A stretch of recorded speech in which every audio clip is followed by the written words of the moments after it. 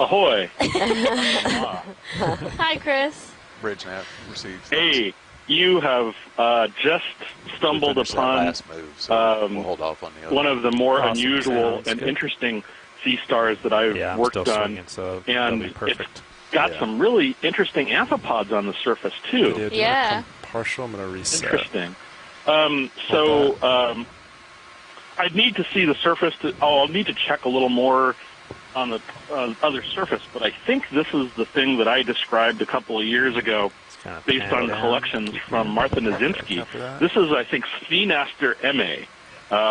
It's a coral, at least as far as I was able to tell at the time.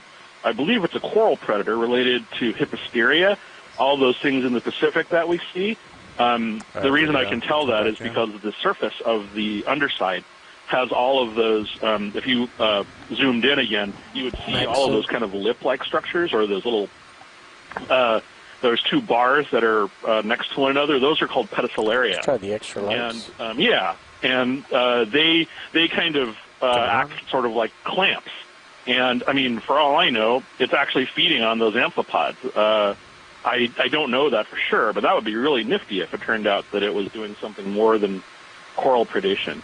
But they're basically kind of open valves that open and shut and sort of serve as, we're not really sure what they do, but in the Pacific, the ones that we saw feeding had those opening and closing pretty regularly.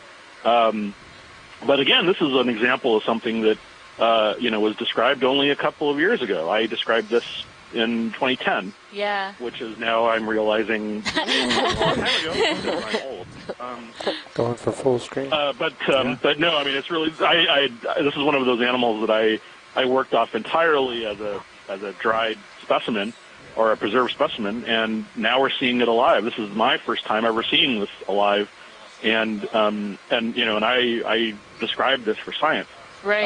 And like I said, it's got all these. Oh, it's moving. Lower left what's leg. going on there? So why is he upside down? You got me. It's hard to say. I mean, there are all sorts of weird incidental things that could happen. They could have fallen. For all I know, it was climbing that. Is it a coral that's next to it? It's a hydroid. It's a hydroid next to it. Yeah, I don't see any big corals. Yeah, I mean, it could have been climbing the hydroid.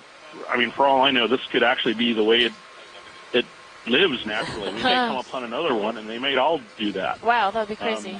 I don't think so. What was that? Oh, nothing. I was just saying it would be crazy if that was its Lights clear. normal orientation. Awesome. Well, like I said, we're learning all sorts of things, and echinoderms take a very unconventional approach to Phases on To life. their lives, so to speak.